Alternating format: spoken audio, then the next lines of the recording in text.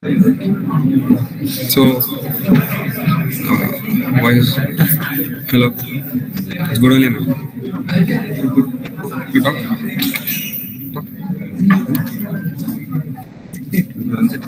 The mic is connected.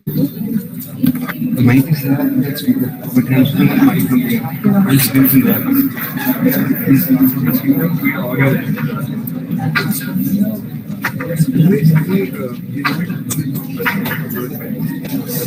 At least we should put on that mic and that the audio from there will go. Wait. I think if they're connecting from here, we can't hear also there. Only one or two.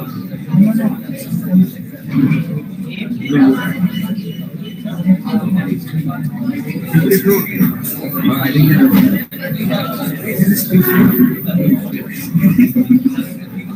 you'll see if there's some issue.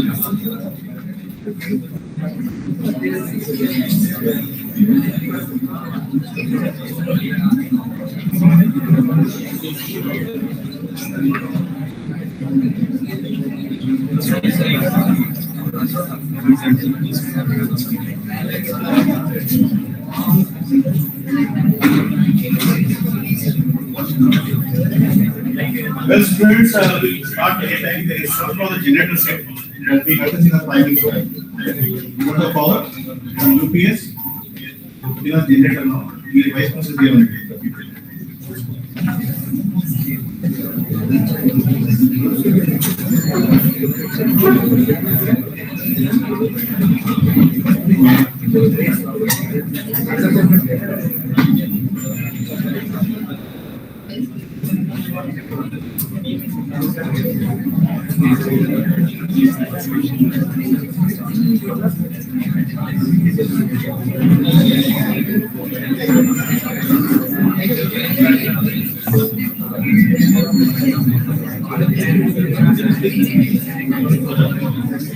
Students can take TNPCs outside. Papers are important. We want to take a piece with me.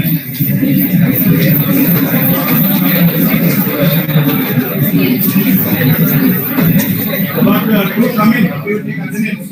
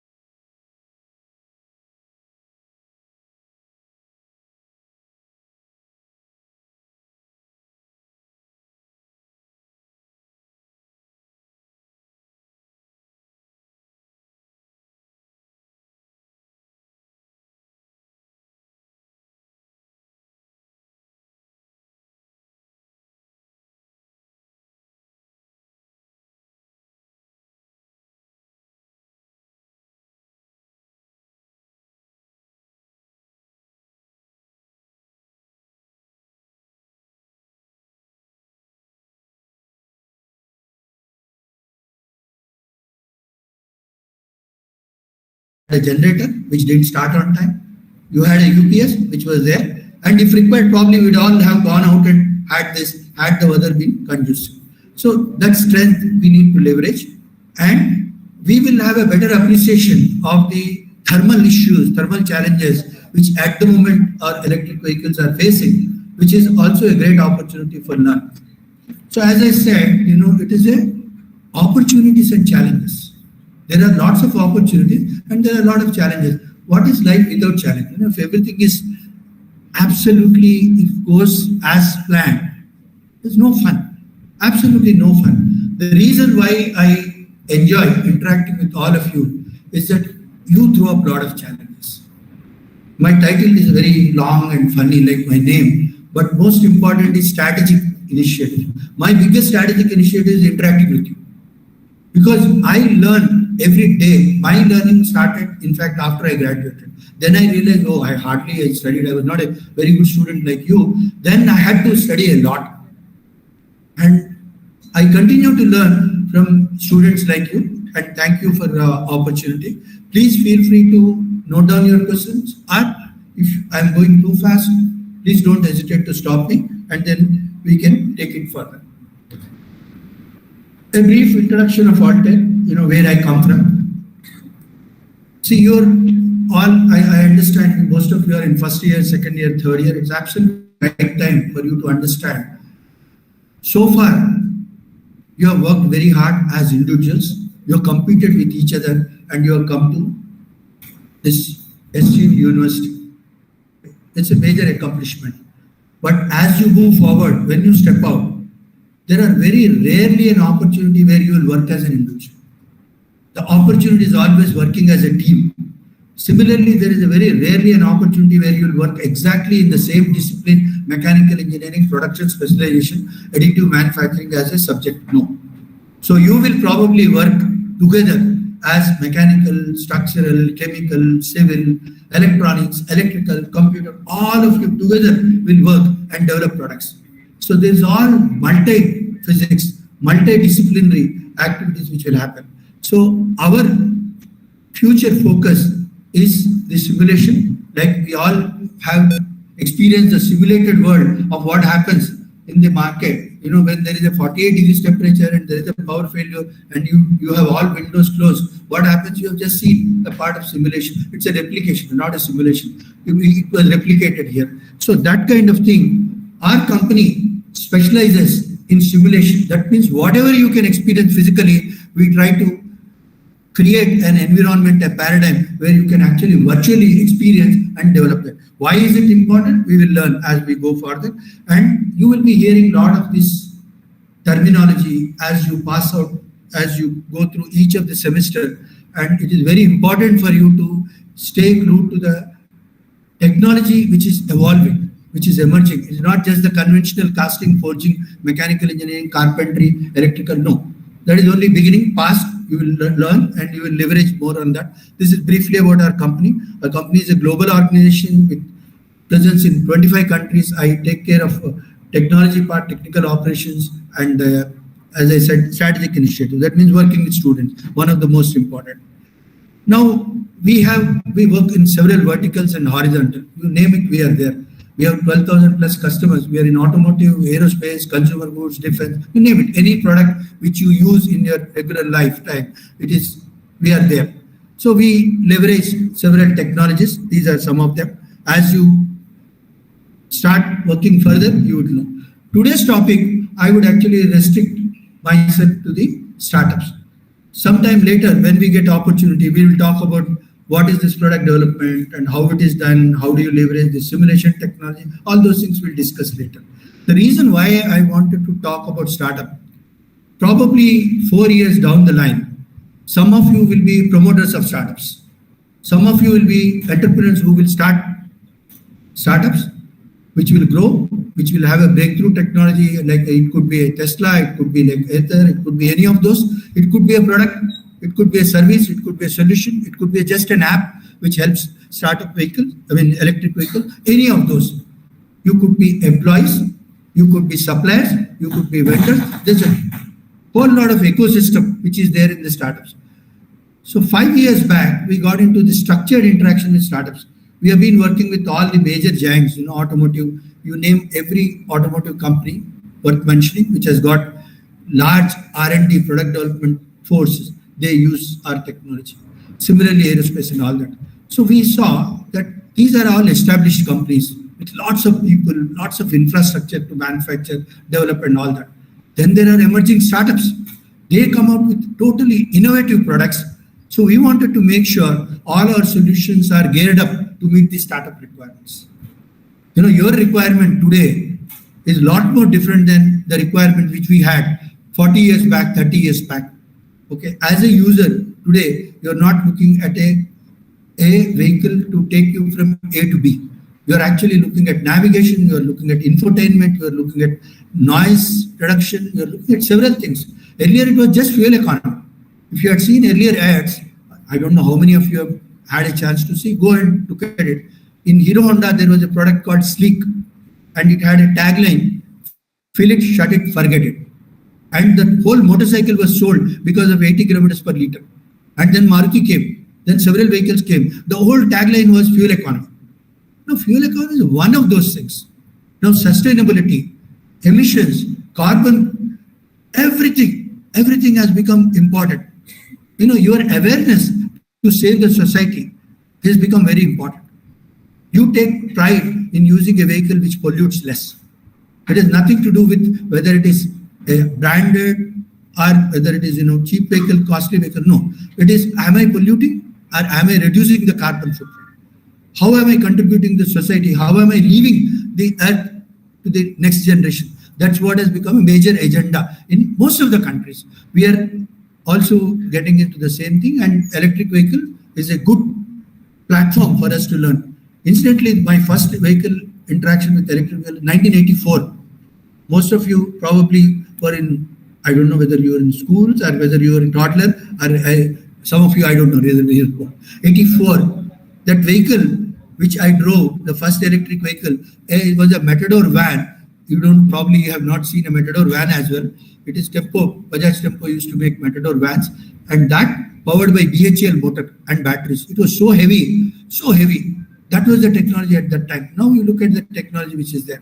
So what we did, in 2019, we said we need to work with startups and understand their challenges, and we should help them to leverage the technology. This technology is not available when they are students, not to an extent which they can leverage. So let us engage with them and give exposure to technology. With that aim, we started in 2019, overall startup challenge, where we invited startups, young engineers like you, who were in final year, who just passed out, who started their companies. They interacted with us. We selected those teams and we said, you please tell us what is your problem. We will help you, a technology solution. And then we again did it in 2020 and then 21. Last year we did it in electric vehicles because we saw that demand was going up and a lot of requests came for the electric vehicles. And then what did we do? We engaged with them for 6 months and we shown them what is the total technology, the simulation technology, how they can virtually develop a product. That means you don't need to physically make, how you can do most of the things virtually before you launch a physical product. That was our value proposition to the students. And we said, okay, these are our experts who have experience. We are willing to learn about your problems. You please see what are the technology options and start using it. And we also said you will get some reward after you use our software and use that solutions and all that stuff. Intangible competency building as well as, we gave some benefits to them. The first challenge was simulation driven design. How do you use simulation driven design? How do you accelerate product development? Typically, a product, if I tell you, when I started my career, automobile typically in India used to take 7 to 8 years for development. Today it is 11 months.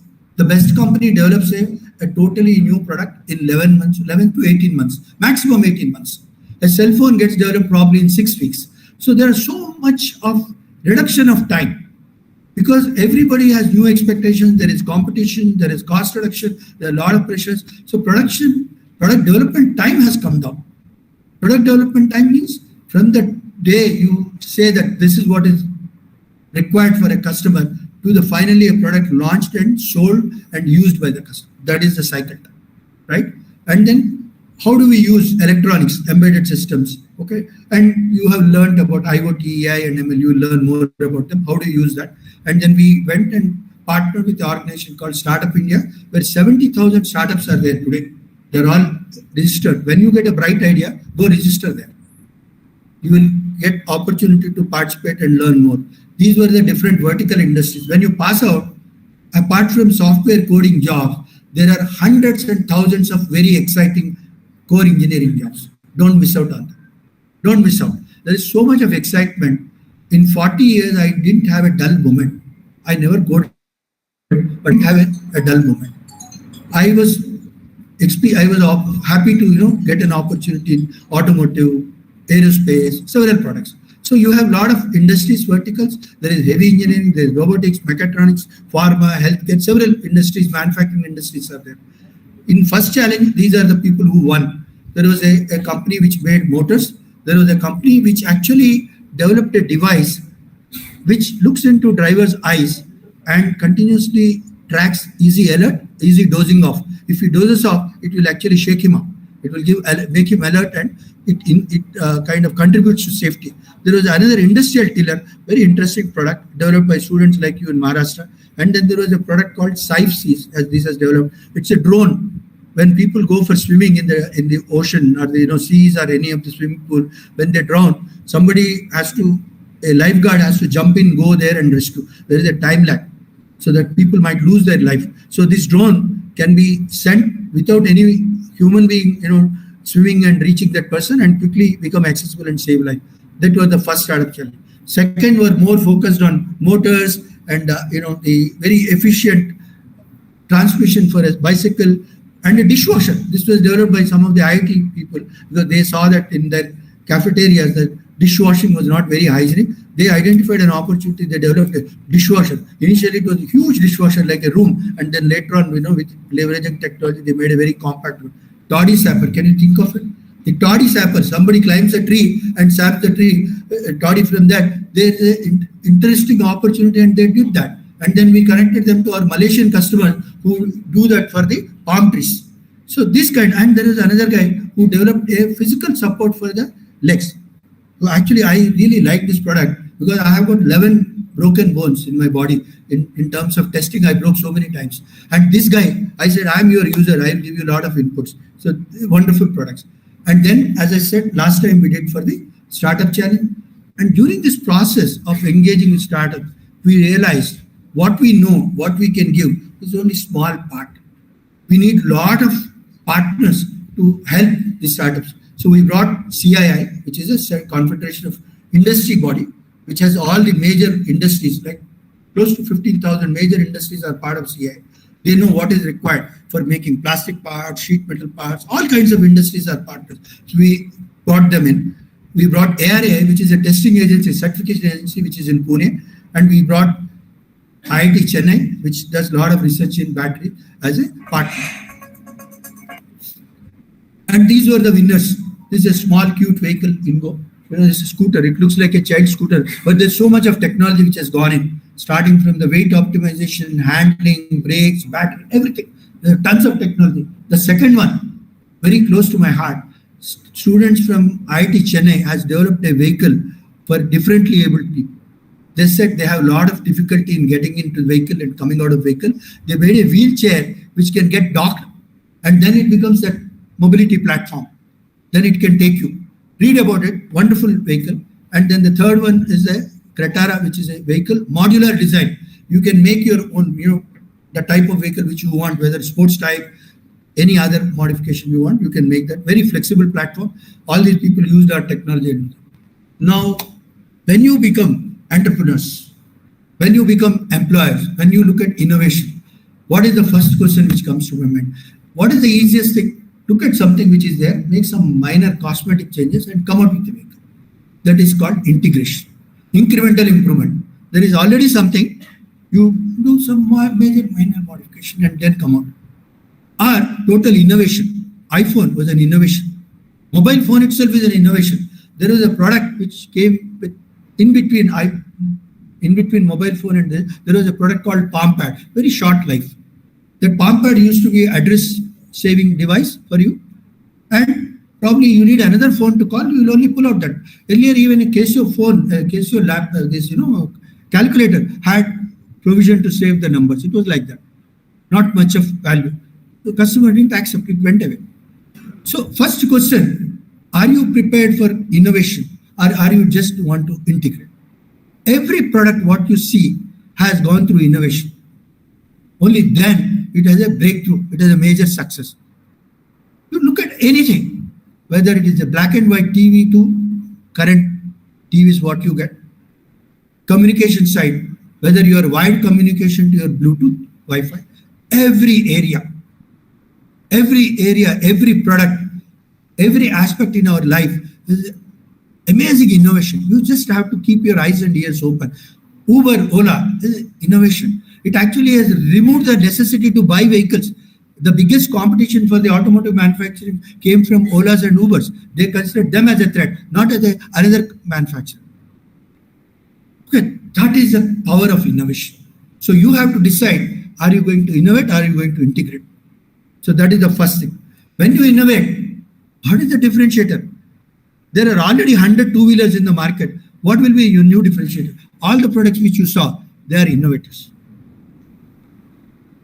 Is there a product today? Somewhere else in the world, it may be there. But that doesn't stop you. The biggest innovation opportunity in India is your environment, your constraints, your challenges. Where is the opportunity from plus 50 to minus 35? In India. Where do you expect a guy to buy a vehicle in Bangalore and drive down to Leh on an expedition? In India. Okay, where do you have these opportunities? Where do you have people buying a two-wheeler and trying to put 6 people on that, or buying a three-wheeler and trying to put 20 people and using it for different purposes? You want to use a two-wheeler for plowing the field, carrying the gas cylinder, doing everything what it is not meant for. All those challenges. Can you go and tell a customer, no, don't use it because I have not designed? No, you have to do that. And are you going to over-design very heavy? No, you have to manage that. So this kind of thing, you have to create a differentiator for everything. Everything there has to be a differentiator. That is the only time when you get a market. These are the lessons learned when we interact. When I interacted with 300 plus startups, that's a differentiator, right? What is the value proposition? What is it you are giving different? When Hero Honda came, 4-stroke was differentiated. But by the way, there was a 4-stroke 20 years before that also. Royal Enfield was also 4-stroke. But the differentiator value proposition was fuel economy. But of course, now the technology says that Royal Enfield is also producing vehicles which are efficient, powerful. So it has to be combination. And every time customer expectation goes up, just consider yourself as a customer. If you have to buy a product, what is it you will look for? There's a nice movie which came, and that one dialogue which has become very popular. Taggedele. Whatever you say, taggedele. Here you want more. That dil mange more is like that. When you want to pay, you want to get the best out of it. That is the value proposition.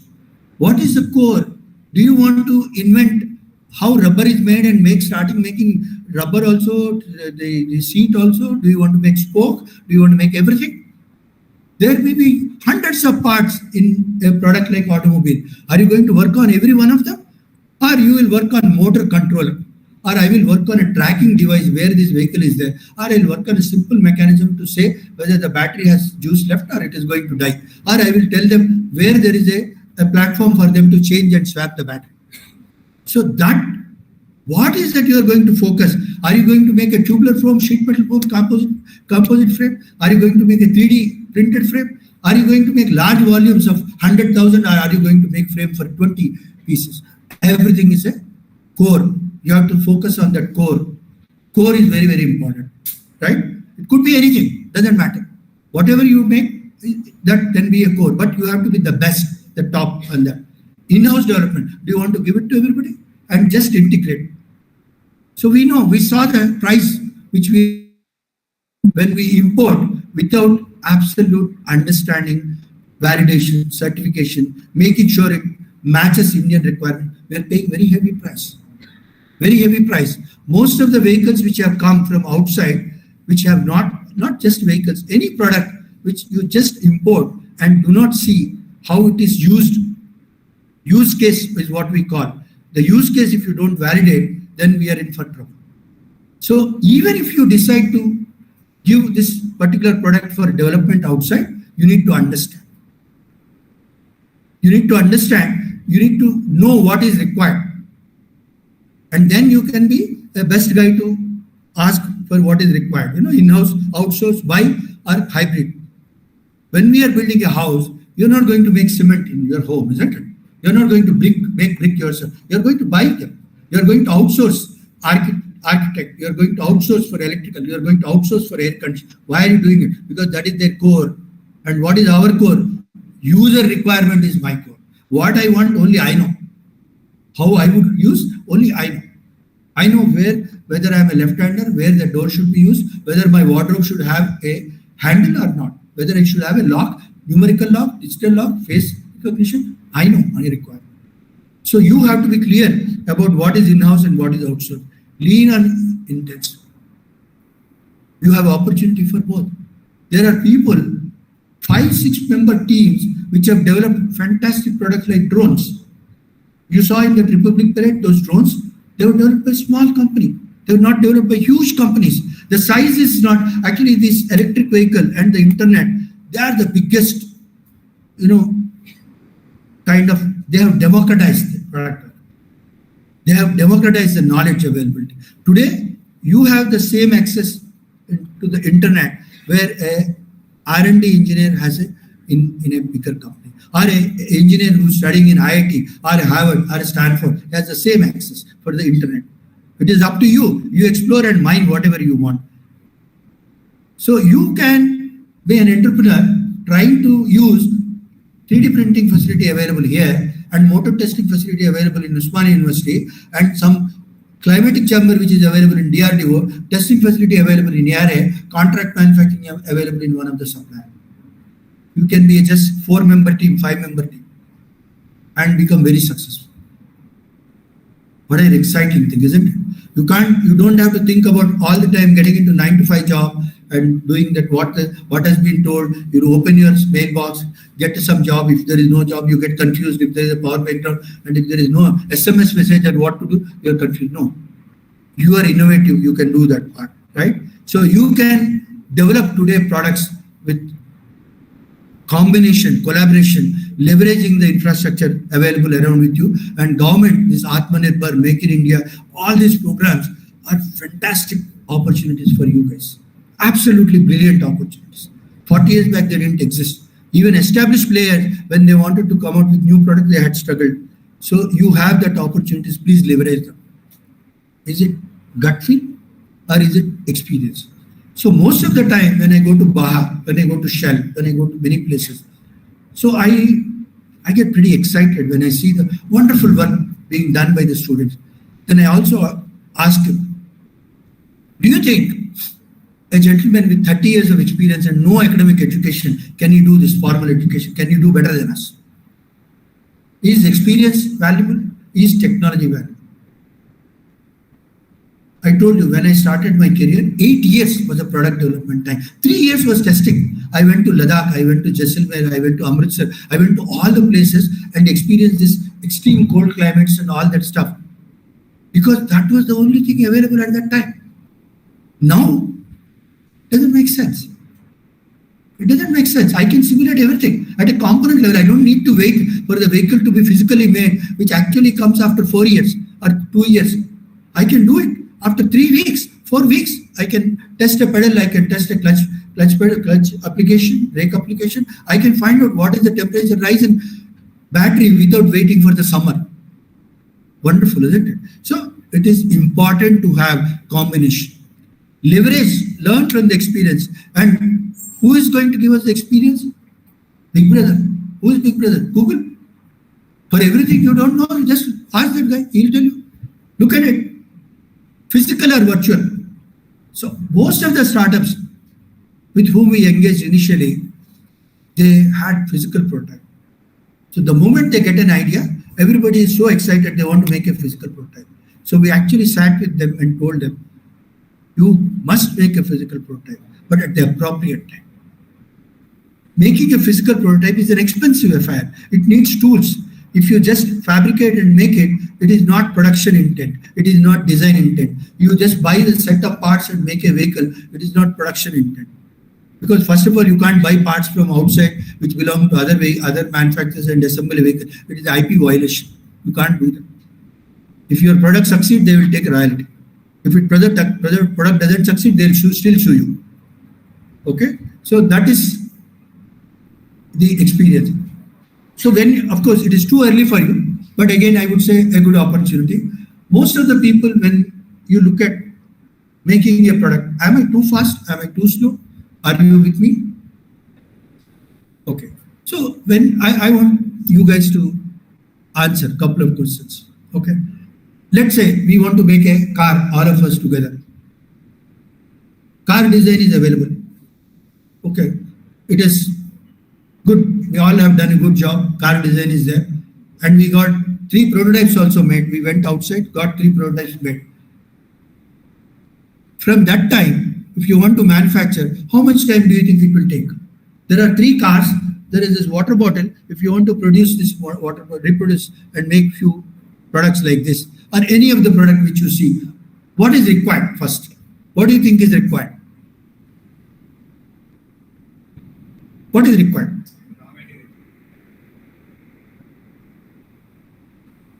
You need a plant. You need tooling. You need other parts. You need a manufacturing plant. So along with we can't think of product manufacturing plant after a product is developed. You have to think right in the beginning, whether I use plastic part, whether I use casting, whether I use forging, whether I use AC motor, DC motor, whatever I'm going to use. You have to think, you have to look at the supplier and start for the plant. That is at the first, the concurrent part. That means doing things simultaneously. That is the most important thing in a product development. Okay. And who are the best concurrent people, simultaneous engineering people in the world? Who are the best? And where are they? Who are the best simultaneous and concurrent engineers in the world? Engineer for me is anybody who uses engineering sense, doesn't have to be just comes with a degree. Okay, who are the best concurrent and simultaneous engineers? Can you think? Simultaneous engineering and concurrent engineering, they say you have to do several things parallelly. Who does that best? First, women. The best concurrent and simultaneous engineer, best program managers are women. Our mother, our sister, our daughter, they are the best. Because they do multiple things. And who are the second best as a community? Engineering students in India. Why? Because the moment you are in 6th class, you start preparing for IIT.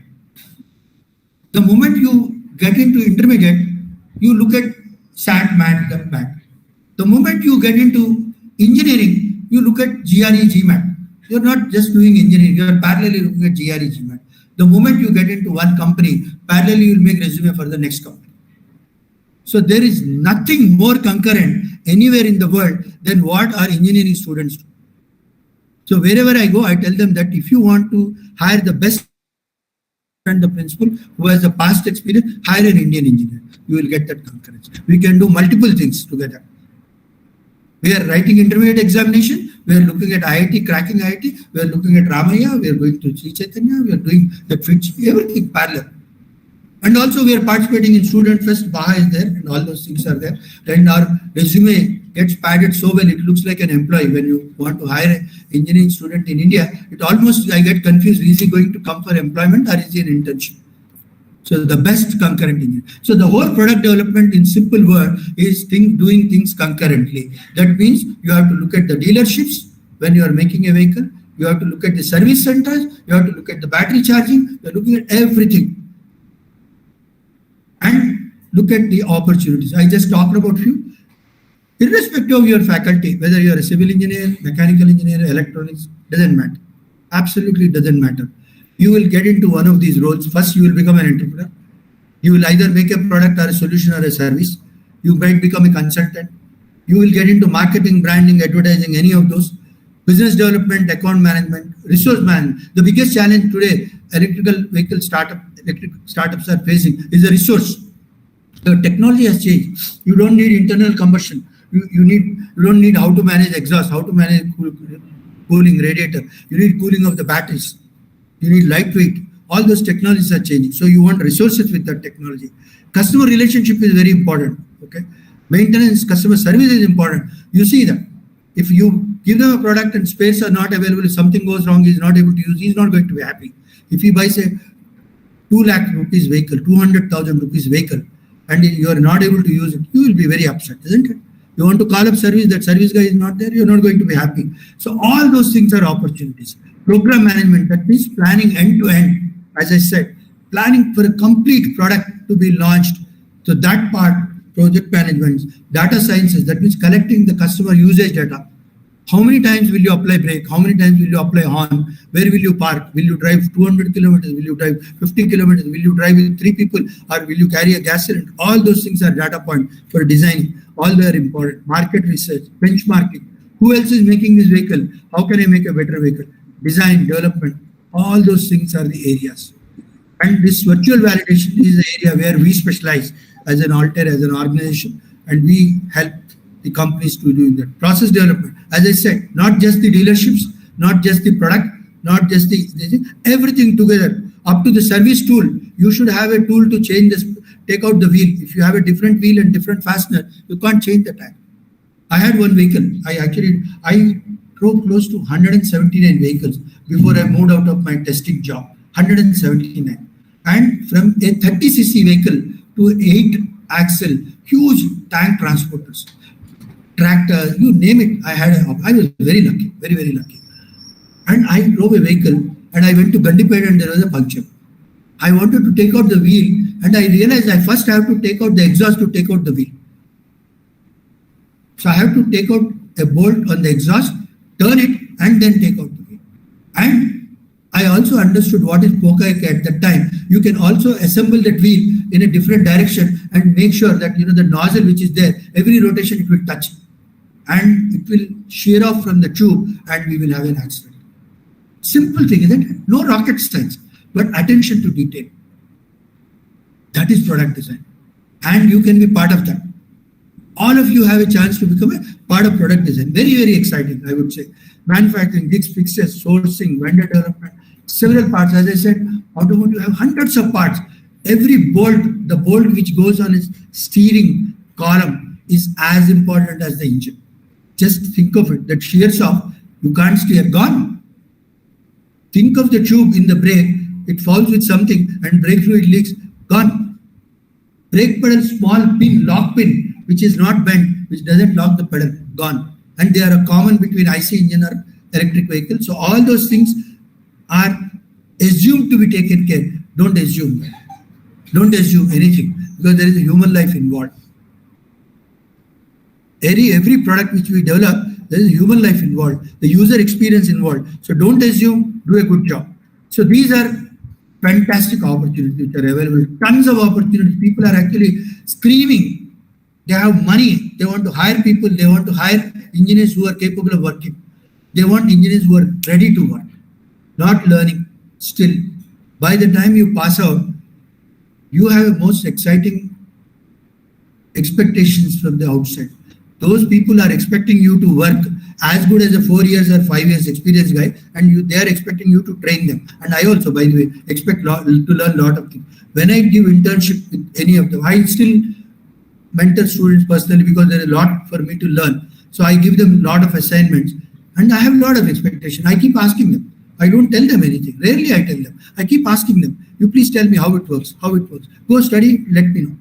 And when he tells me, I'll ask another 4 questions. He comes back and I'll ask another 6 questions. This is how I learn.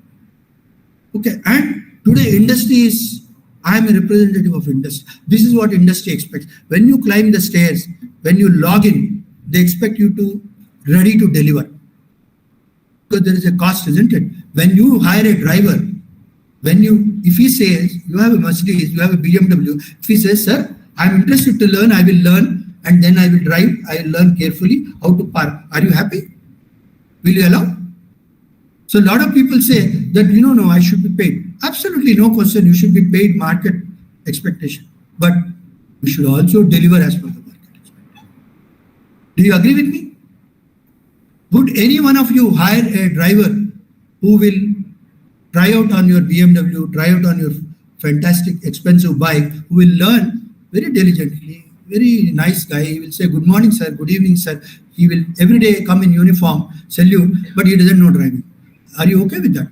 You are not, isn't it? Same thing. When you go to industry, they have high expectations because today all these academic institutions, universities have geared up, isn't it? They know what industry expects. That is why I am talking to you. Otherwise, only your professors will be talking to you.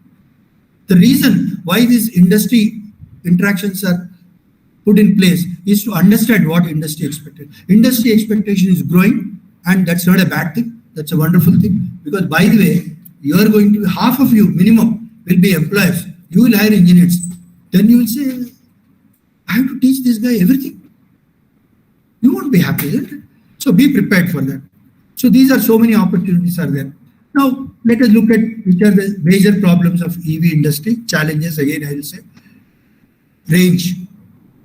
That guy wants to know whether he can charge once in 3 days, once in 7 days. Should he charge for 1 hour, half an hour? That range anxiety. Okay. I know my car will, with half a tank, will go up to this. Will motor behave exactly same? Or will battery behave exactly same? Or the draining will be faster? Okay. If I switch on AC, further faster. If I keep applying brakes, what will happen? If I am in traffic jam, what will happen? That anxiety is there. That's one of the concerns. Integration. You have to package. Earlier generation of vehicles were all based on IC engines. They thought, I take out an engine, I put a small compact motor, I'm done. And put few batteries, take out fuel tank, I'm done. Easy. Easy peasy. No, it's not that simple, sir. It's not that simple. It comes with its own challenges, its own merit. Batteries are heavy. Batteries have to be distributed so that you don't affect the center of gravity. Okay, you can't put the whole battery either in the front or in the rear. And cooling is as important as it was essential in the IC engines. You have to cool batteries. Okay. So you may have radiator, may not have radiator, but you need to have maintaining a temperature. Cooling is a misnomer. It is actually maintaining at the optimum temperature. Right? Harley Davidson runs at a much higher temperature. That is optimum for that. It's perfectly all right. Okay, it doesn't have to, every vehicle doesn't have to run at the same temperature. Depends on the material, depends on the design, depends on several other aspects. Safety and durability, very, very important. Okay, thermal, NVH, and energy.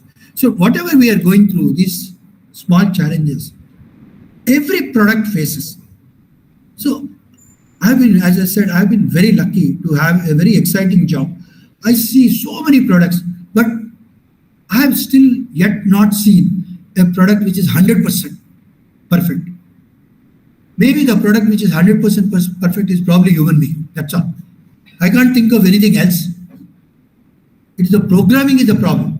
Product is okay. Human being is okay. We will have to program it properly. That's all. That wiring is an issue. Okay. So otherwise, I have not seen any complex product. So much of multi-physics, so much of engineering, mechanics, everything is there. Memory is there, hard disk is there. It gets corrupted also. Okay, you want to erase, you want to abort, you want to do several. All those things are there.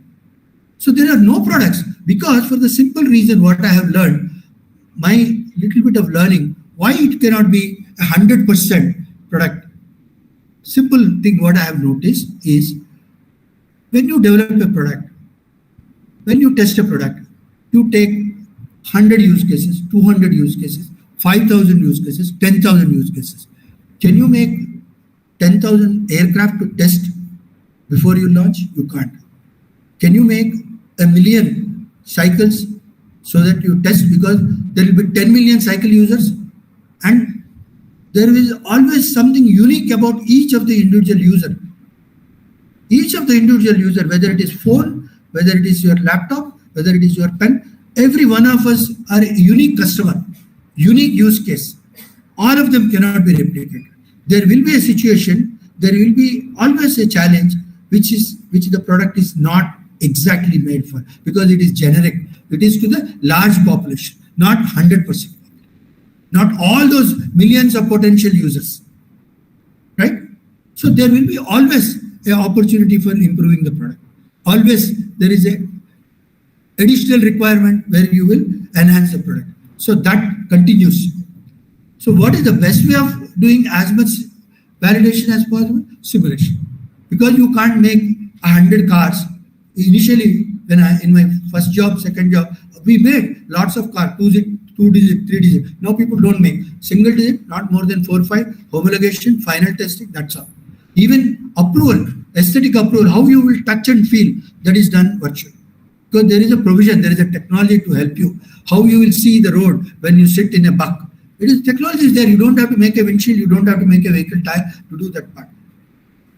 Driving cycles are there, regulations are there, which will help you. So all these challenges, whether it is charging time, safety, all that stuff, whatever you are seeing, these are normal. They are expected.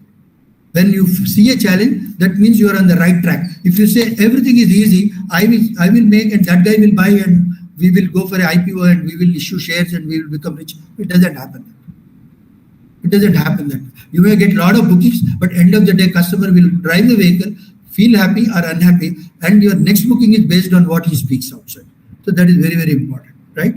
So all those things, what you see when you become a product development engineer, you will have to look at taxation also. You will say, I'm an engineer, what is it got to do with taxation? There may be a special concession if you are a people mover. That means if you are 8-seater, there is a special tax consumption. So you will try to build a vehicle without making major changes, how to get it. There may be this thing, if your max speed is less than 25, you may be exempted. So you will tweak your max speed. There may be a provision, if you are able to carry more load, you are getting some tax concession because you want it to be efficient transport system. That may be good. So you are keeping in line with the taxation. You see the plants getting populated in some specific states. Why is it happening? Because of the tax exemptions. STPA, Software Technology Park Inc., wonderful scheme, which actually led to very successful implementation of several IT industries. Why is that? Because there were tax concessions. So as an engineer, when you go out, as a part of product development engineering, you will have to understand, at least be aware. You may not be expert. You may be expert in one thing, but you have to be expert in one thing, which is you should know what you don't know. Very, very important. If you know what you don't know, you are successful. I know, whatever I know about automobile engineering, it comes in such a small decimal portion, I cannot. If I close it, it will be zero only. So my automobile engineering knowledge after 40 years is zero. That is what I know. So you should know whether you need a computer engineer to help you, you need a programmer to help you, you need a chemical engineer to help you, you need an industrial designer, you need a welding, you have to know. And then you have to reach out the right way. Ecosystem, it is not just you're making a vehicle, you have to look at charging stations. How can vehicles be successful if there are no petrol pumps? How can petrol pump be successful if there is no oil production? How can oil companies be successful if there are no tankers? Isn't it? So all these things are ecosystem. You need somebody to sell the spares, you need somebody to inflate a tire, you need somebody to even repair the tire, otherwise it won't go. The tubeless tire technology will not be successful unless people have come out with a quick sealing mechanism.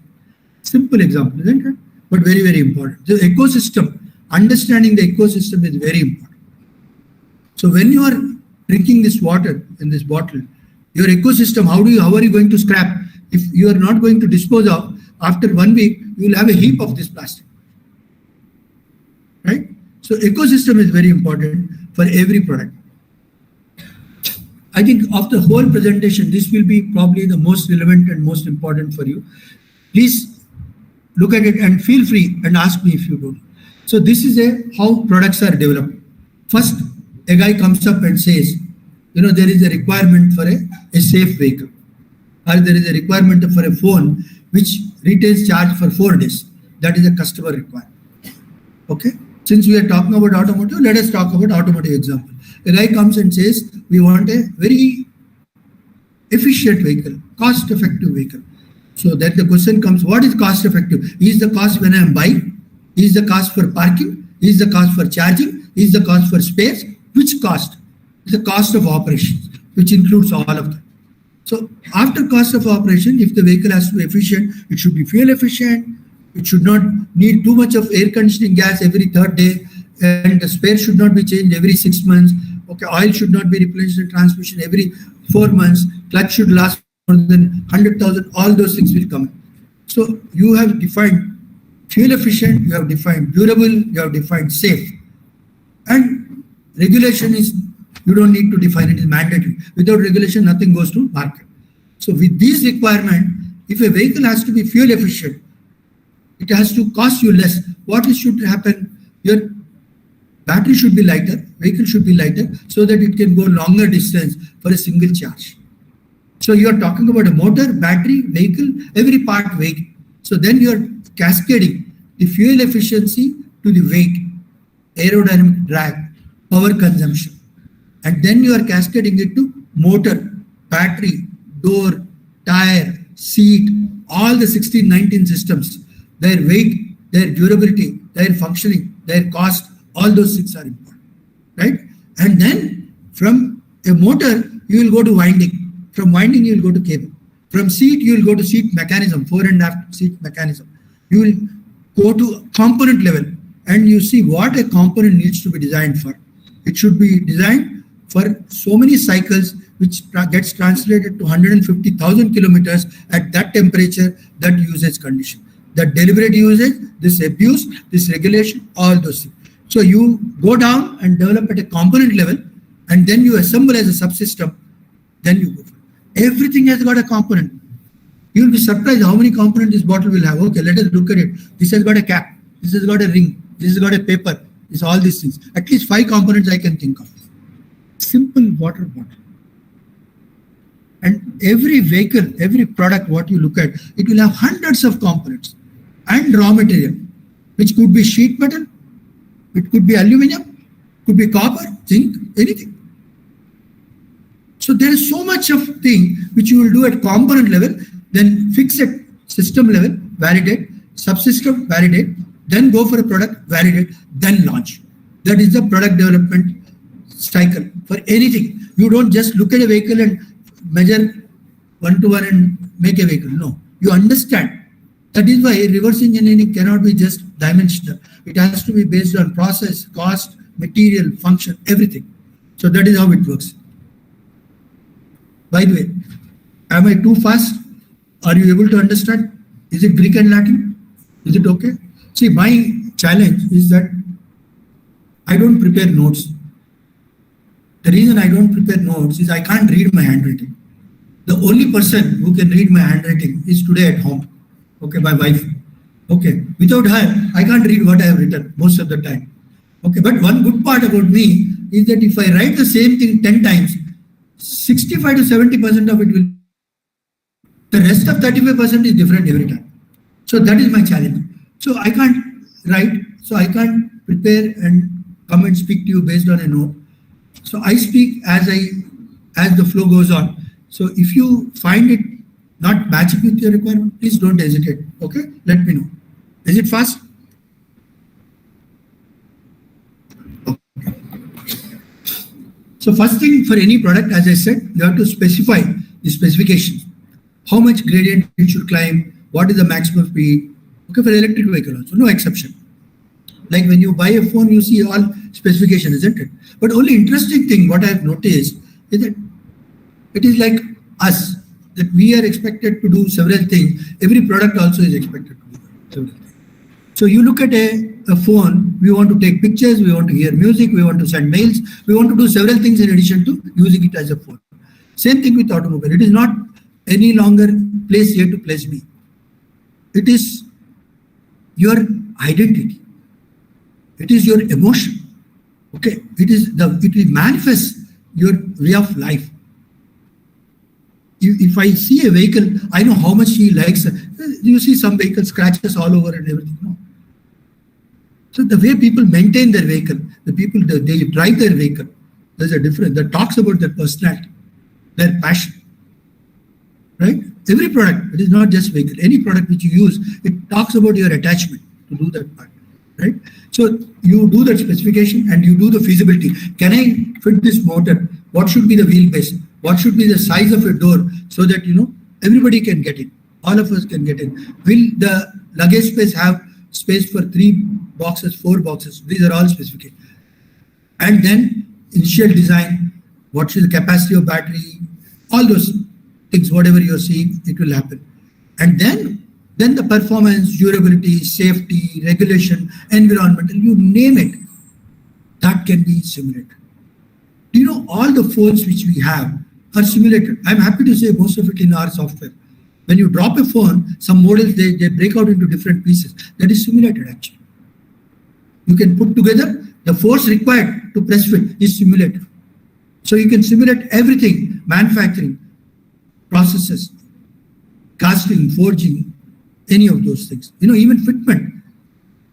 We have a test called denting and short pinning. That means when you press the bonnet, when you press on the roof, if somebody tries to climb on your roof, there is a dent, isn't it? Even that can be simulated. When I close the door, if the air pressure gets compressed and there is a pressure for door not getting closed, that can be simulated. Crash is simulated. Don't expect people to drive the vehicle and crash and die before they give vehicles. No, it is simulated, right? So you can simulate every parameter of it. So there is, as I said, from system to component to whether it is thermal characteristics, durability, whether it is motor, battery, controller, any of those things, they all can be simulated. Your life can be simulated because if today warranty is 150,000 kilometers, 150,000 kilometers may be equivalent to 1 million cycles. 1 million times you can't close the door.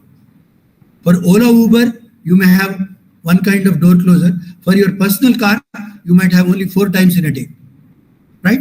So if I'm designing a personal vehicle, my bushes and rubber and the locks, latches, mechanism will be different. If I'm designing for taxi segment, it will be different, right? So am I too fast? Are you able to follow? Are you finding it boring? Okay.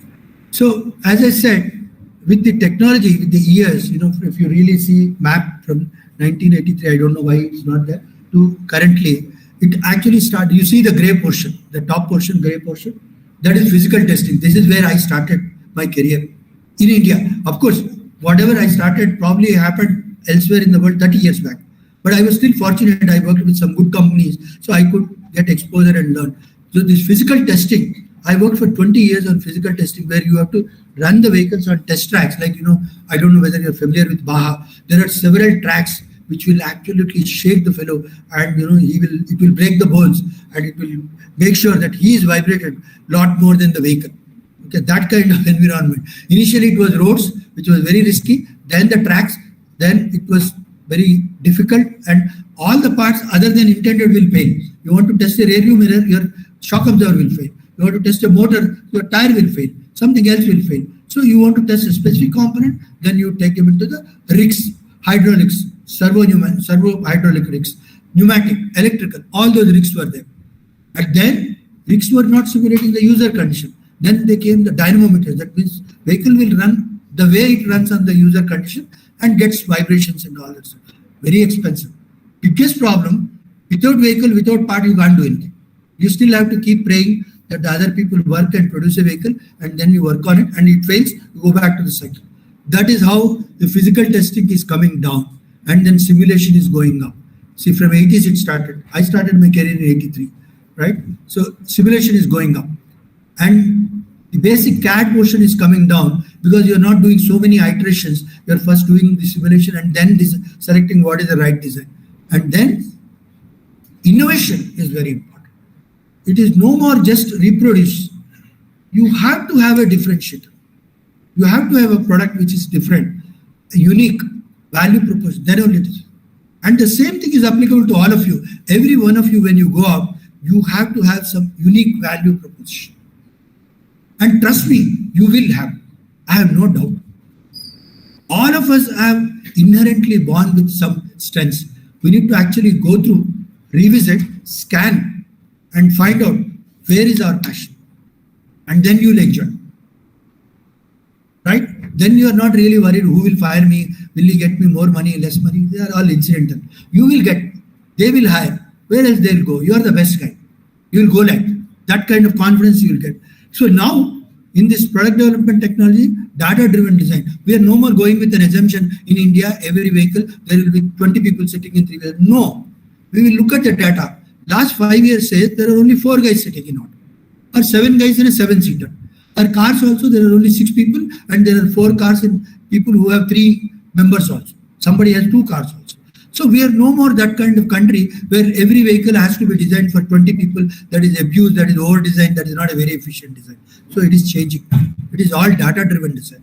How products function, right? As I said, everything what you see can be simulated in virtual domain. That was our biggest value proposition to the startups. And that is the input which I want to give it to all of you. Please explore the technologies which you can replicate, simulate, understand. And you have tons of information, message, content available in Google. Please use to the best. And ALTAIR as a company, we want to help students. We work very much with students. Okay. Whatever time I'm spending with you, I'll have to do that homework next day. I have to complete my work, but I am committed. Ramesha is committed. He has a lot of work. He is committed because we believe whatever we invest in you will help the product development and quality of life and total ecosystem. So you have today, company like ALTAIR have made the content available virtually. There is something called ALTAIR University, which is virtual. A lot of people ask me, where is the address? Should I clear GMAT? Should I clear GMAT? No, sir. You just have to open your website, contact Ramesha, he will give you access. You have tons of material to study. You can go through certification, you can get virtual internships, you can practice, you can learn all those things. All these technologies are available to you as virtual internships. Okay, and you don't have to really pass to explore it. At every stage, whether you are in first year, final year, or passed out, you can explore. DVP, this is a very important word, design verification plan. Whatever you have designed, you have to verify, isn't it? If this bottle is designed to carry half a liter, I have to verify, is it okay with the temperature of 40 degrees or is it okay with 50 degrees? Can I carry bottle on bottle? Can I drop it? Can I carry petrol in this? Can I carry sugarcane juice or can I carry coffee? I have to validate whatever is intended. Okay, will it smell plastic or is it okay? All those things they have to validate. These use cases are validation. I have this, my specs become loose. So I asked that guy, why is that my specs are becoming loose? He said, probably you are not handling it properly. He says, this is how it should be. I don't have patience. I try to pull it. He says, this is a use case. And a lot of people put the specs here. So if you work in a Japanese company and put a mirror or a rear light or a reflector like this, he will be very, very upset because there will be scratches. You have to place this. Parking the vehicle, driving the vehicle, accelerating the vehicle, there are different use cases. Some people do very aggressively, some people do mildly. There are different use cases. All those things can be simulated. So there is something called Indian driving cycle, which is available.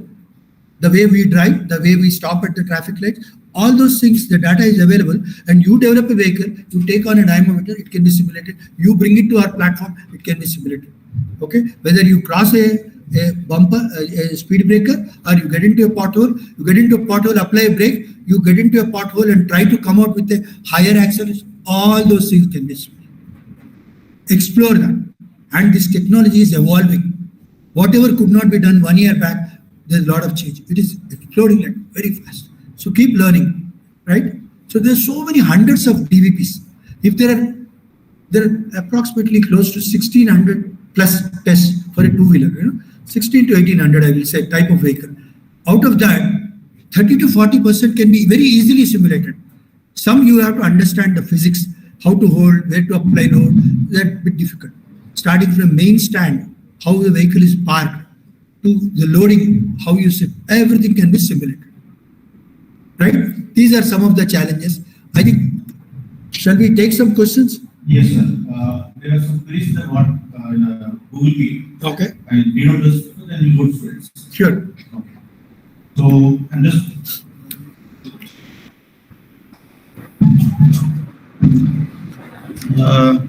good evening once again to all the participants online in the Google Meet. Now, We'll first take the questions what are posted in the chat box. There is one query from Asif Nabil. His query is like this, sir.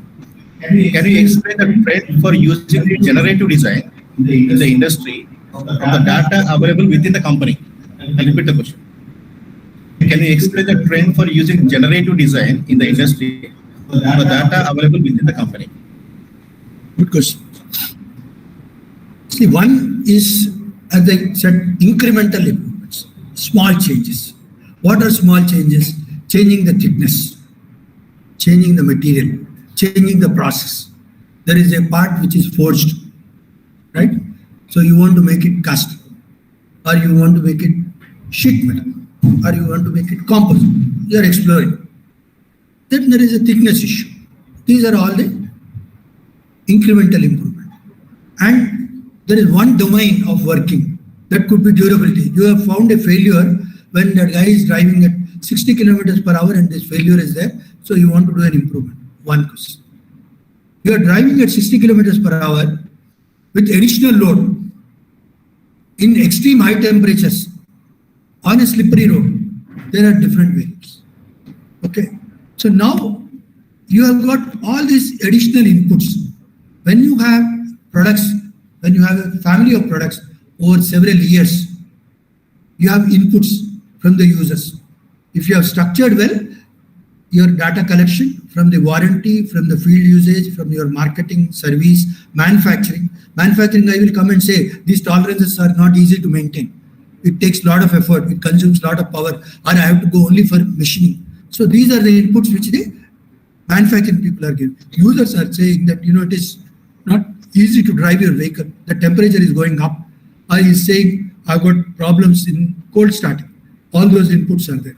When you collect all those inputs, and when you want to go for a new design, the data analytics and the new generative design do not say that ignore the inputs. Take those inputs as your boundary conditions. Boundary condition could be your material. Boundary condition could be your volume, your cost. Use cases you define, whether you want to make 1 million parts, whether you want to make 100,000, you want to make 20,000 parts. Economics of each part is different. Based on that, you work on the designs. And when you work on the design, don't go with an assumption, this part should look like this only. Like, you take example of this seat. It has got 4 legs. Is it essential it should have 4 legs? The purpose is it should provide a seating, comfortable seating at a height. Isn't it? That is the function. And durability that you should have for so many this thing. So this particular thing can be clamped to the wall, can be hung from the roof.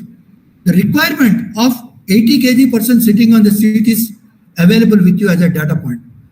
Then you take that as a use case and apply and work from a ground up design. Don't go for 4 legs and how do I change the gauge of the pipe, or should I make it a square leg or a round tube? That is a limited option. You just give the boundary condition. You say that seat should be this dimension, weight is 80 kg, height is this much, and you start working on that. And there are solutions which you give this boundary condition, they help you in generative design. Then, I told you earlier, you remember that experience and knowledge. That experienced guy will tell you whether your thickness of 0.5 mm is right for a sheet metal or right for aluminum casting or right for composite. He will tell you. With that you will do. And as we go further, I expect that experience will get translated through AI and ML. Most of it will be available in the technology solutions. So use whatever boundary conditions are there and go with a totally open mind and do the design. There is another query, sir, in the online meet by Usama Muhammad. He says, sir, job openings are very less than compared to IT companies in mechanical. If they are paying very less, near half that of IT companies, then how can students will be able to work in such conditions as their friends working with high packaged IT companies? Good question. Absolutely. I'm happy that somebody had courage to ask this question. You will have to decide how long you are planning for your career. Are you planning for 5 years? Very quick, make money. or you want to go for this.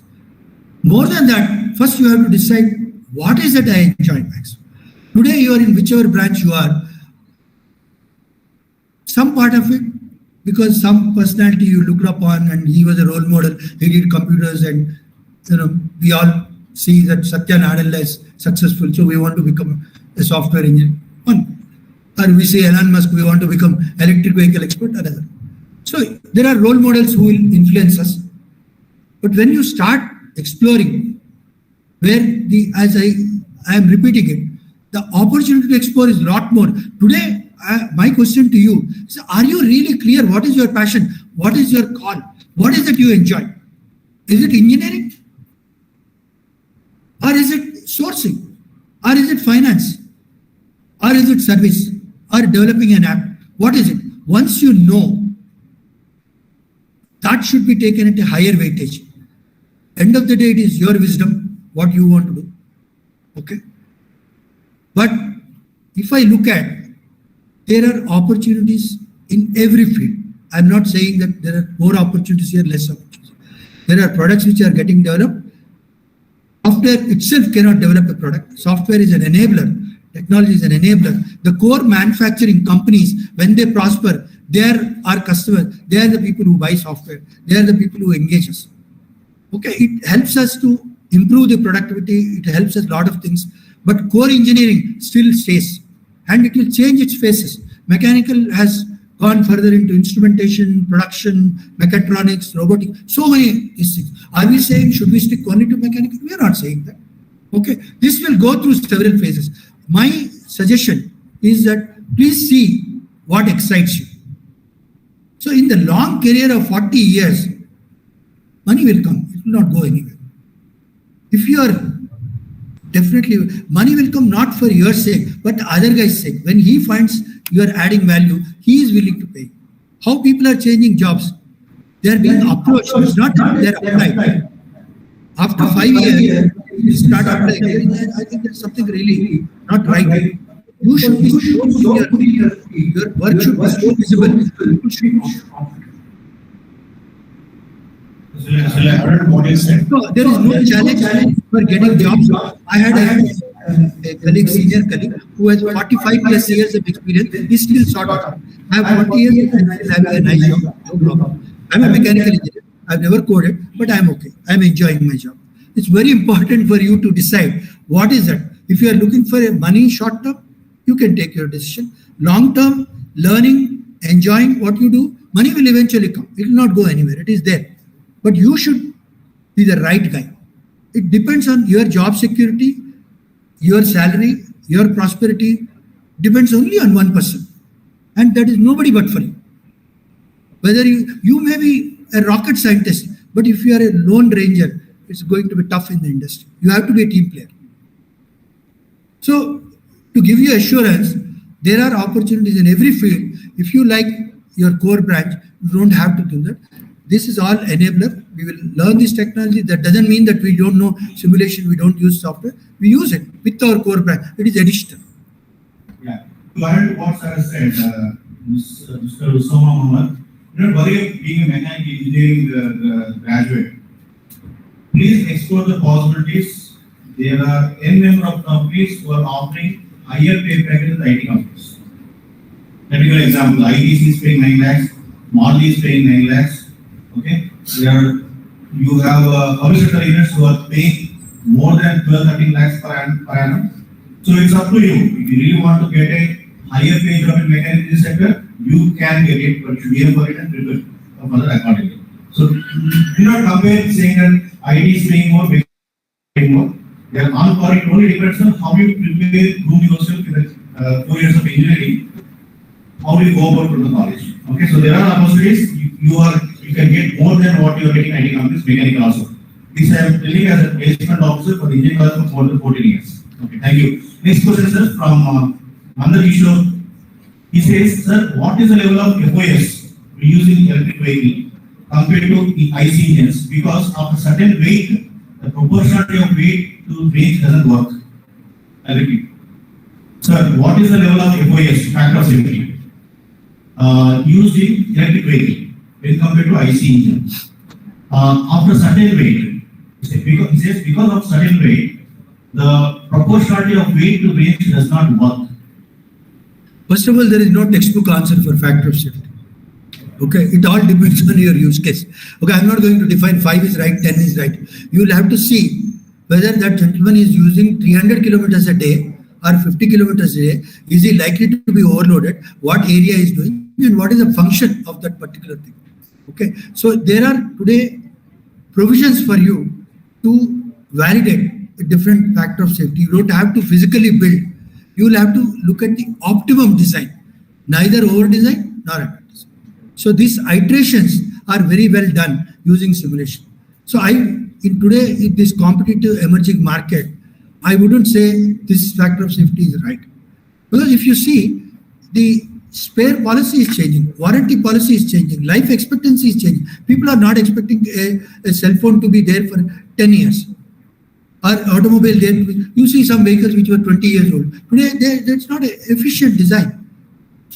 Okay, so it looks at you have to look at a holistic picture, and there is no textbook answer where you have to do 2, 3, no. So you will have to see the specific use case, and you have to see your own business case. If you are comfortable in if you are confident that customer is willing to change, you will go very well. So there is a service frequency recommended by the manufacturers, and when manufacturers are confident, they do that. Today we change oil in 5,000. There are some vehicles which change after 10,000. So they have decided based on the use cases, based on the market conditions, that particular thing. I can only say one thing about factor of safety. You have provision technology to optimize your design. Do not go by gut feel. You can validate your design and do that. Next question, sir. Mr. Naveen, how far do you expect to take the industry to change in a way that it won't need powerful computers for using complex engineering softwares, and a common man can access professional working in industry and work himself to be a good hobbyist engineer by completely switching the software's accessibility to affordable online systems like Fusion 360? First of all, I want to clarify. I'm also a common man. But I hope that common man doesn't mean that a man without common sense. Okay? So I'm assuming that common man is expected to use his common sense. And when the technology is there, it doesn't mean that we do not improve our own expectations and skill set to leverage the technology. So I expect every common man to understand the way we all have learned how to use cell phone, which we did not know. I expect the common man to learn the technology which they can leverage. Okay, and by the way, I'm not a fountain of wisdom to answer all the questions. I'm as you ask, I'm trying to address it from a background of burning and learning a little bit more than you. That's all. On to students. Thank you, participants. Those are online. I will take the questions from students now who are in the classroom here. So, over to students. Yeah.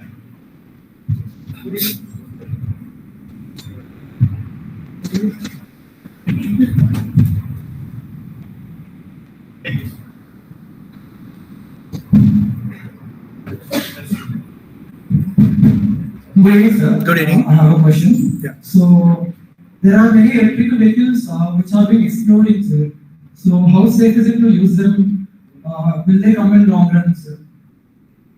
So this is a challenge which everybody has acknowledged. Okay? There is a concern in every, I would say, at every point.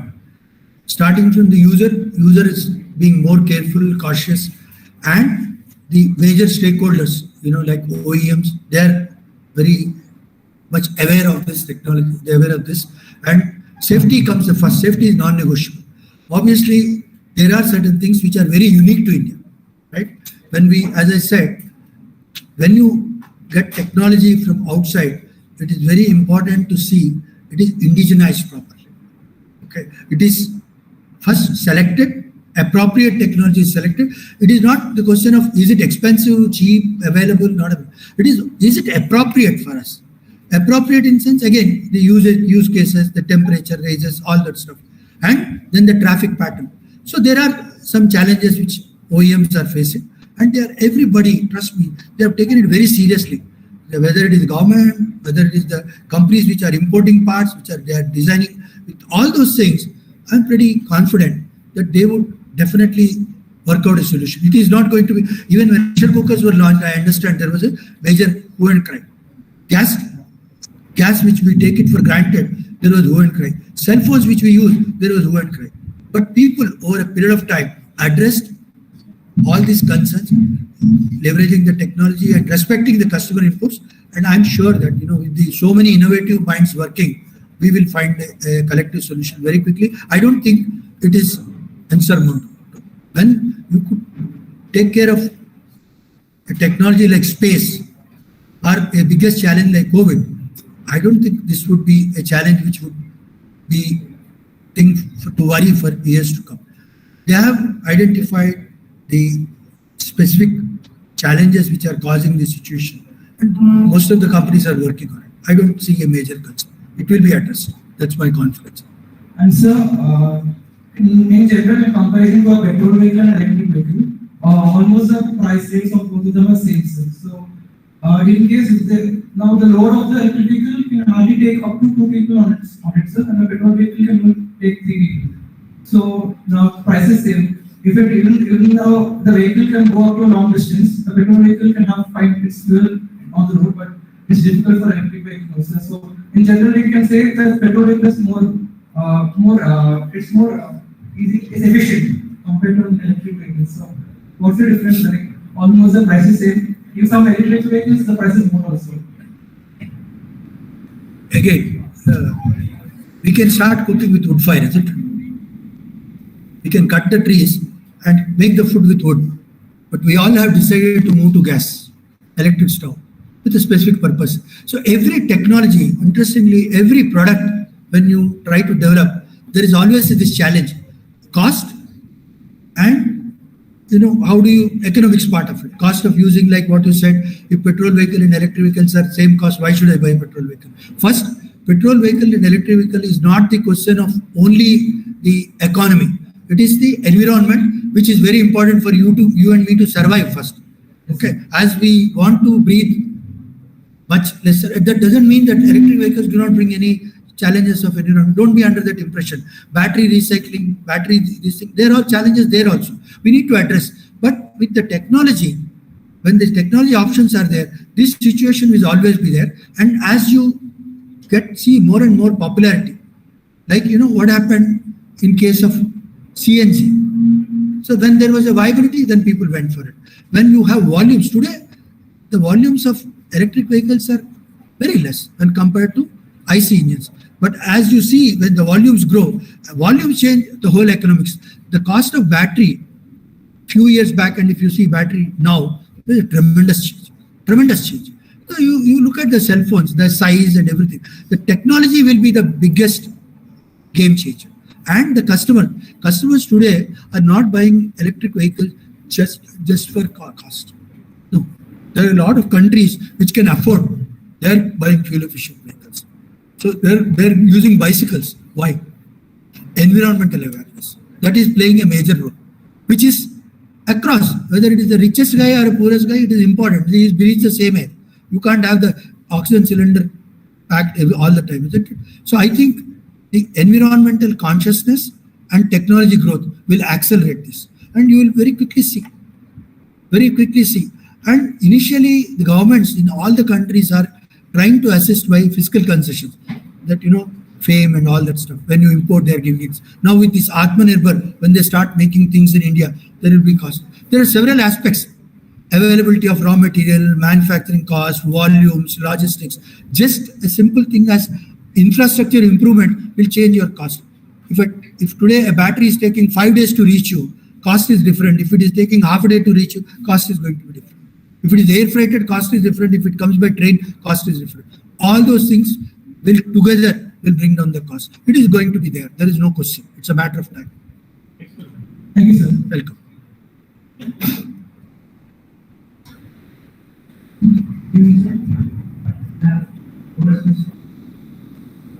Can you come forward, or it will be easier for me to listen? I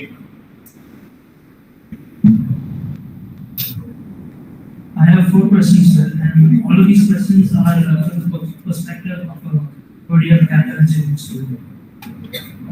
The first question is, how important is it to be domain-specific for product development engineering? Now, this comes after seeing your profile. You have a vast experience in the automotive field, but in the initial slide of your presentation, you mentioned that you also worked in the aerospace industry. So basically the question is, what do people search for in a product development engineer? Is it the domain knowledge, or are there some other skills that one must have to be a product development engineer? So your question is, how important is it? Is it to be domain specific? How important is it to have domain knowledge? If you want to get into product development, what do companies look in his skill sets? See, I would assume for any job, not just product development, first you should love the job. That should excite you. Okay, I really don't know what excites you. You know what excites me? I want to, every day when I wake up, I want to see a new product, new challenge. If I do same thing for few years, I get bored. The reason why I'm happy in my current job, one day I look at roti maker, second day I look at, NASA thing, third day I'm looking at a seat, fourth day automatic gearbox, fifth, everything is different. Right? Now what makes you enjoy? Your openness. I think you have to be open and look forward. It is perfectly all right not to know. It's perfectly all right to make mistakes, because the mistake only tells you that, okay, this is not the right way to do it. That part is perfect. Academic grades are important. There is no question. Academic knowledge is important, but looking around is more important. If I have to give one answer, awareness is more important. Receptiveness is very important. So if I generally, the way I use, if I open my laptop, I will see that am I able to open it easily, or is there a friction? Is there any better way to open it? Anything which you see, you believe that it is possible to do an incremental improvement, that will make you feel excited, explore. Thank you, sir.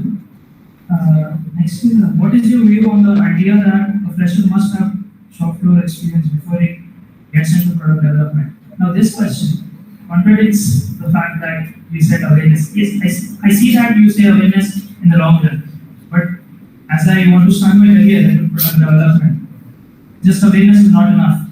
You must know how stuff is manufactured. So that is why, do you think, what is your view on the idea that a fresher must have manufacturing knowledge or shop floor experience? Very good point. Okay. So there are different levels: awareness, exposure, expertise. There are different levels where you want to be there. So if I were to look at your question, triggered another thought in me. So when an engineer passes out, is awareness enough in, let us say, simulation technology? No. Honest answer, not enough. That awareness, what awareness is required? That there is a aspect of durability, safety, crash, XYZ. Expertise you may get after 4 years, but how do you apply a particular load? If you call it as an expertise, I call it as an awareness. Right? As I said, the today's industry experience is that not you will understand what I tell. You will come up and tell me there is a new way of doing it. I'm actually counting on you, and honestly, I have more expectation when I take an intern and a fresh graduate, because I believe that this guy has ability to think in all directions. He can come up with a totally different thought process, which have been proved right several times. Several youngsters, several interns have challenged on several things. So my awareness, probably you may rate it as expertise. My level of awareness of expectation in today's industry is that your ability to do what is expected. And that expectation depends on you. My expectation is dependent on you. I'm happy that you have expectation from me. I'm actually happy that you ask so many questions. Because that means you expect that I know the answer. Not necessarily I know the answers. But there is expectation that makes me feel responsible. If you have no expectation, this guy will come and run a software video and walk away, then no expectation. I don't feel challenged. Right? So you be prepared. Your question is very appropriate. What I consider as awareness, you may consider as an expertise. So be it, become an expert. When you are in Baha, you are an expert anyway. You are in Supra, when you are in college fest, all that stuff, you are anyway trying it. You are as good as a working engineer, level engineer. The next question is, do you think your experience as a testing engineer has had any impact on your career in product engineering? My experience is? As a test engineer, Uh-huh. you mentioned that you are a product engineer. Actually, I think being aware is what is important. When you do, I know quite a bit about civil engineering, and a lot of people mistake me for civil engineer. Okay, because I built test tracks. I built several test tracks to test the vehicle. Because I know where the vehicle fails, so I like test tracks. I started building test tracks for that. Right? I think whether you are an instrumentation engineer or a mechanical engineer, you will have to see cross-pollinate the technology. A company like ALTAIR gives the opportunity for us that whatever is happening in aerospace, we bring to automotive. Whatever is happening in automotive, we bring to oil and gas. We take that. So whatever you learn one area, you should try and implement elsewhere. Same thing with testing. So it is not just testing, it is manufacturing. When you see something, when it is maintained, as I told you, it was a lot before testing that not able to change the tire without opening a bolt. I was not a test engineer at that time. I had no clue. Okay, I think you have to be open and you have to keep observing and see how to make things better. That is probably is expected from an engineer. Whether test engineer or any engineer, that is what is expected. Sir, your answers until now have answered my fourth question, but I'll ask it anyway. Always. If the answer is there, then it's good. Good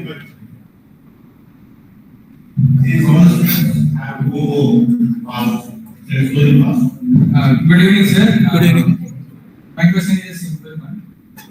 Since 3D printing is a new trend, and also in one of your slides, you have shown that it is being used in electric vehicles. Can you please tell how 3D printing is being used in manufacturing of electric vehicles? First, I think the question simple or difficult, I think you should leave it to me to decide. Okay? It is like, you throw a bouncer and I'm used to play spins and you say that, okay, this is easy ball. Okay, but it's a good question. Okay, it's a good ball. Let us play them together. Okay, this 3D printing or any of the rapid prototyping technologies which have been, coming rapidly, it is really helping electric vehicles because electric vehicles essentially are low volume. If you start with, they will grow large volume. But when you have to develop prototype of an electric vehicle, just imagine you have to make a fender or a cowl or any box, simple structure. If you have to make it, you have to make a die. You have to stamp it. You have to have a press. First, you have to make a die, sheet metal. It's not easy.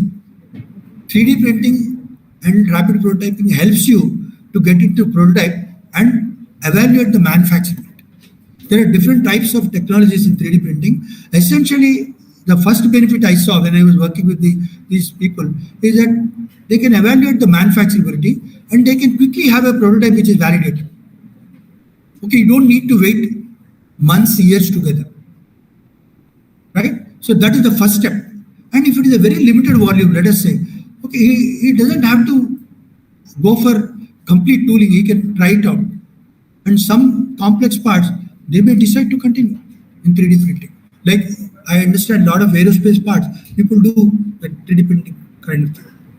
Okay, actually, if you go and look at our site, maybe Ramesh can show you, Airbus did a 3D printed bicycle frame. And they validated that. Okay, if you look at the frame, it looks very complex. It looks from a very, but it's a very a design which is based on the absolute use cases. Very creative design. So, did I answer you? So then we'll say it is a simple question. Thanks. Hello sir, my name is Harsh and I'm curious to know can electric vehicles and solar power and with their performance future. Yes, take back because most of the time stations are reporting operating upon the seasonal gas, which is again depending upon the cost. Even if they are easy. So the only solution to the emission problem is to use the renewable sources. These are like solar, wind, water. So how can we overcome this kind of reactions by using the implementing the renewable? Correct. Did you hear my presentation? I told you that I keep learning from you. So this I want to learn from you.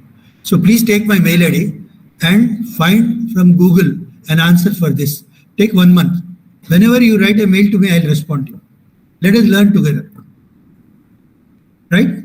So I want you to get into the habit. With this I learned when I worked with Honda. Whatever I asked Honda, that guy will ask me 10 questions more. And in Honda R&D. Until I came with some answers, he would not take me to the next step. So let us experiment on this with you. As I said, my process of learning is dependent on you. Take my mail ID, I'll give my business card. So please contact me and tell me what you found. And I'm happy to make this as your project as long as you want to work on that. Okay, we'll work together because that is a very emerging field. And I'm not a Wikipedia. Okay, I would like to learn, I update my knowledge on how well the conversion, efficiency, and all that stuff. Let us learn together.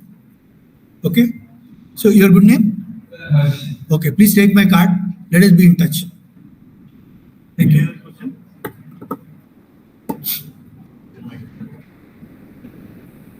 Any other query? Okay, so let's sign on for it. Before we do that, I will request Secretary, SAEISS Hyderabad Division.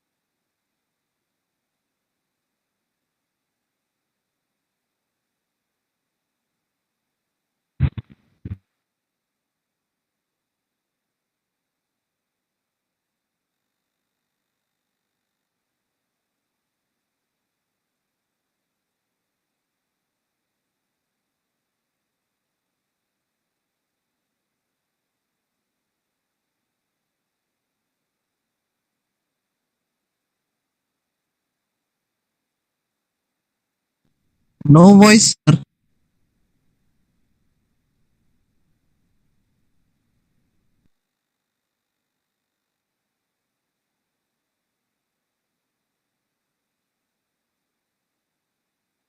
Sir, there is no voice.